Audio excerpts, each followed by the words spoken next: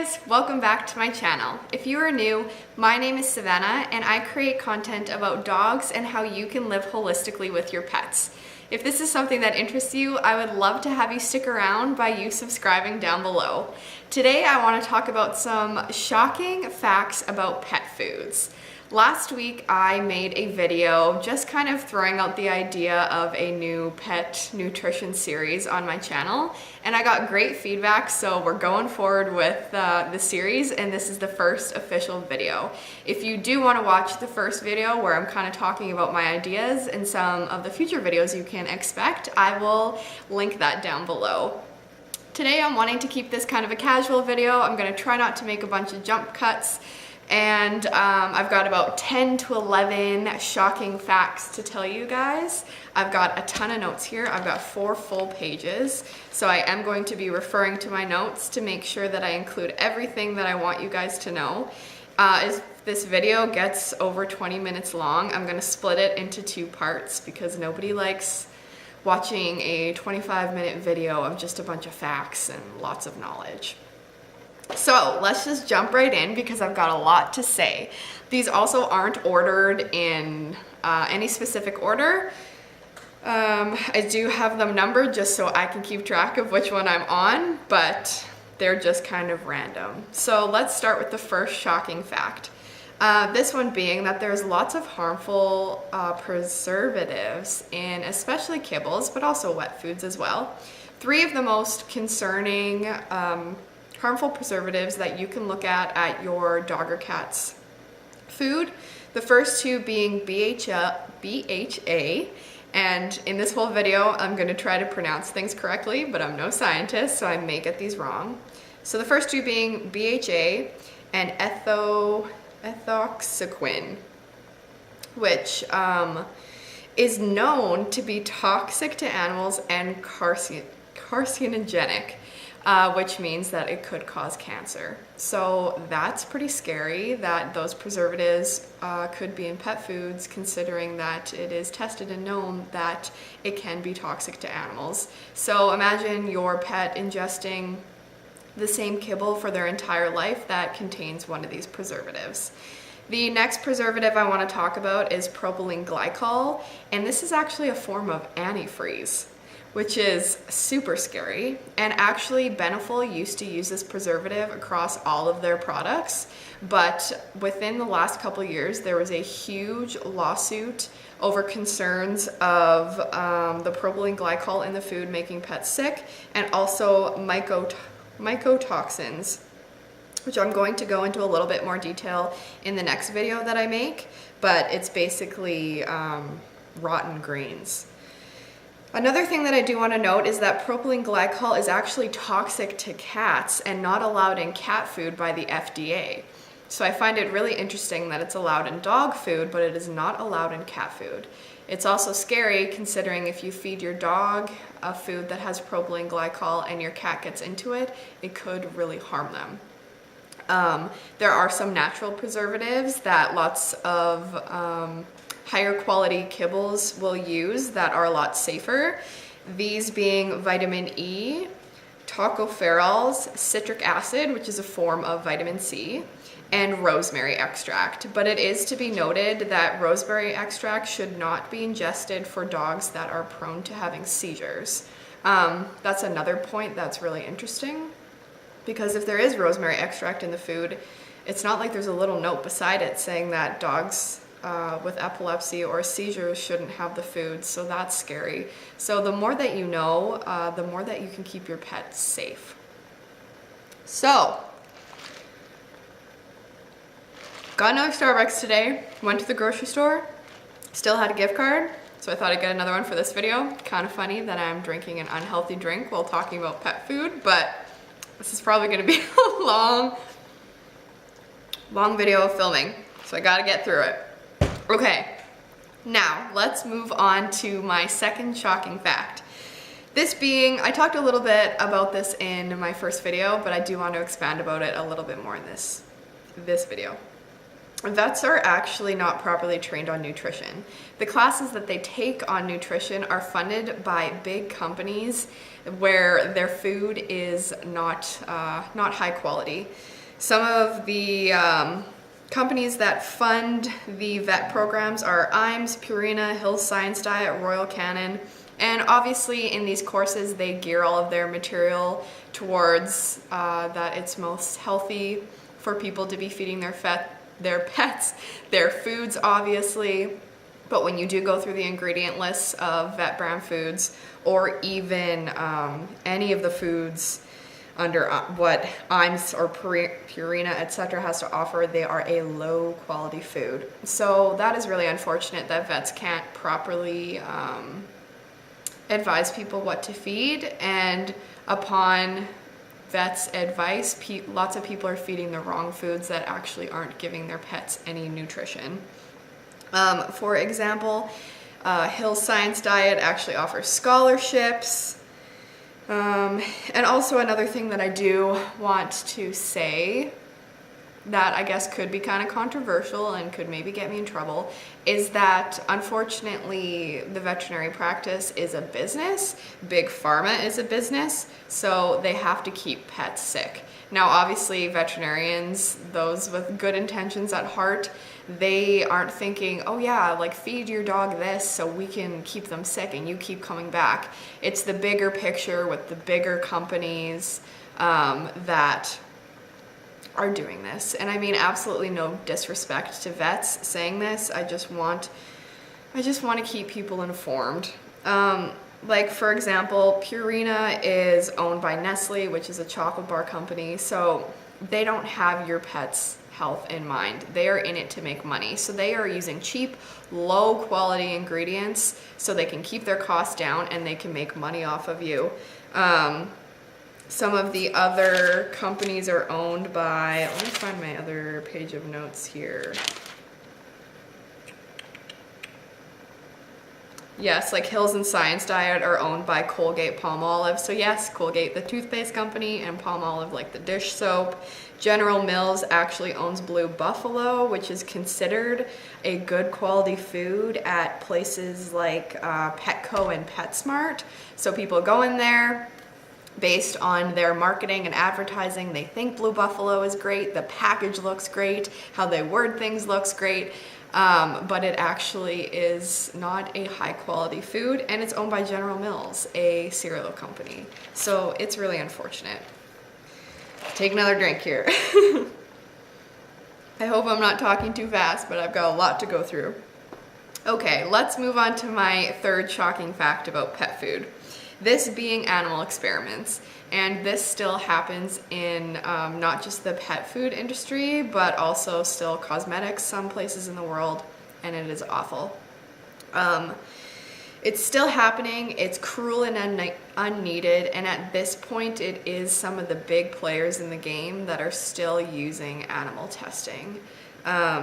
It's usually used to find if cheap ingredients have any effect on animals. So how long an animal can eat the harmful preservative before they get sick, so the company doesn't get a lawsuit. Other ingredients, how long the animal can tolerate it for. Some of the huge companies that are still doing animal experiments being IMS, Eukanuba, Nestle Purina, Hills Pet Nutrition, and Menu Foods, which they had a huge recall in 2007 at Menu Foods. Now, I don't want to get into any details of the experiments. You can look that up on your own. Some of them are very graphic, sad. These animals are not treated how they should be. It's not just experiments where you sign your dog up for the experiment and it gets to live a happy life at home and it gets fed this food and then they just record its nutrients. Some of this is torture and abuse. So don't support the big guys that are still funding animal experiments. Okay, Moving on to my shocking fact number 4. Have you ever wondered why at the bottom of the ingredient list on your dog's bag of food, why there is vitamins and minerals added back in? Now, if you look at your bag of food and there isn't vitamins and minerals added back in, I would seriously question that. The reason why they have to add in those minerals and vitamins is because the kibble goes through a process that makes it kibble. It essentially dries it out, and it is called extrusion, and that's exactly what it does. It dries it at a very high temperature, which removes many naturally occurring enzymes, nutrients, and antioxidants. So that is why they are adding back in those vitamins that were lost during that process. This process extends the shelf life because it gets rid of any moisture. In my last video, I talked about how that is a big problem with the kibble. Pets don't naturally drink just enough water. They are supposed to be getting some moisture from their food as well. So that causes a lot of issues in the body because they are not getting enough moisture. If you do continue to feed kibble, I would suggest adding in water to your dog's food so they are getting some of that moisture while they are eating their food. Something that I do kind of want to note on the same thing as this is that larger kibbles in food that are branded to help clean your pet's teeth, that actually doesn't work. Because the kibble is so starchy, those starches and the stickiness actually sticks to their teeth, and that is what can also add to the tartar. So don't buy into the claim that bigger kibbles will actually clean your dog's teeth. The natural ways that dogs can keep their teeth cleaned is eating raw food, chewing on the proper bones, or if you just want to brush at home or use a spray to prevent the tartar from building. But once again, marketing scheme, which seems like it's true, but it's really not, which is really unfortunate. So, number 5, my 5th shocking fact, is that the kibble is often sprayed with flavor enhancers or the kibbles are dyed. Now, the dyeing thing drives me nuts. Dogs can't even see a full color range, so why would they care whether their kibble is green, orange, and brown to represent peas, carrots, and meat? This is a huge marketing tactic geared towards the humans. Dogs do not care what color their food is. And the dyes obviously are not healthy. It has no nutritional value. So if your dog or your cat has food that is colored or dyed, it is not good for them. Let's see my notes here. The synthetic enhancers to make food appealing to pets, because through the extrusion process, sometimes lots of the flavor can be lost. So basically chemicals and things that taste good are sprayed on the outside to encourage them to eat the food. Sodium nitrate is often used for this, which is known to be cancer causing. Once again, something that is tested and known to be cancer causing is used on your pet's food, which is awful, absolutely awful. And it doesn't always have to do with the fact of the extrusion process. It also might have to do with the fact that maybe your kibble actually has no meat in it. When you look at the ingredients, maybe it's all grains and things that your dog wouldn't want to eat. So to begin with, it doesn't even have good ingredients, so they need to spray that synthetic meat flavor or whatever it is on top so that your dog will eat it. Okay, shocking fact number 6 is that expiry dates are important. You know how when you get some yogurt and it says it expires May 1st, but it's not like it actually expires May 1st. You can go a little bit longer with your yogurt. It's kind of there to protect us. But with pet food, you have to be very careful with the expiry date. Now, I'm sure they do put the expiry date a little bit before when the food would actually expire, but your food could expire more quickly if the bag isn't sealed up or if you don't put it in an airtight container. So that expiry date could fluctuate, but the reason why the expiry date is so important and why you shouldn't buy clearance bags that are expired is because of a concern called mycotoxin, which is something that I mentioned earlier with the Beneful recall. And these are toxins produced by mold and fungus from contaminated grains. So this can happen when the food gets expired, or if the grains are already contaminated before being put into the food, which is probably what happened with Beneful. They probably had a batch that was already contaminated, had the mycotoxins. It went into lots of foods. The dogs ate them and then became sick. These mycotoxins can cause vomiting, loss of appetite, liver damage, and even death. Yes, so very scary. Pay attention to the expiry dates on your pet's foods. Make sure you keep them sealed. It's not just for the freshness of the taste and flavor for them, it's also for their safety as well. Okay, shocking fact number 7 is that pet food companies do something called ingredient splicing. Now, let me grab a book really quick to read an example to you in 1 second. Now, the ingredients on kibble are listed kind of like how they are on our food. So the very first ingredient is, well, they're listed by weight. So the very first ingredient, that's what it's supposed to have the most of. So everybody says when you're looking at pet food, meat should be the first ingredient, not meat meal, not something byproduct. It should be a specific thing like chicken, whatever. But something that pet foods will do is they'll split ingredients into 2 or 3 different sections so that it looks like meat is higher on the list. But when you actually break down the pet food and you put together the 3 different corns that they have listed, corn will be the first, and then something else will go after it, and meat might be actually way further down the list. Now, this is completely legal, and they do it all the time. And I'm going to read an example here, just so I hopefully explain it as best as I can. It's in this other book. Okay, so this is on page 17 of the Holistic Dog book. I talked about this in my last video. Awesome book. The very first section is all about food, and then the rest of it is just lots of other holistic things for your pets. So, page 17. Okay, so I'm just going to read a section out of this.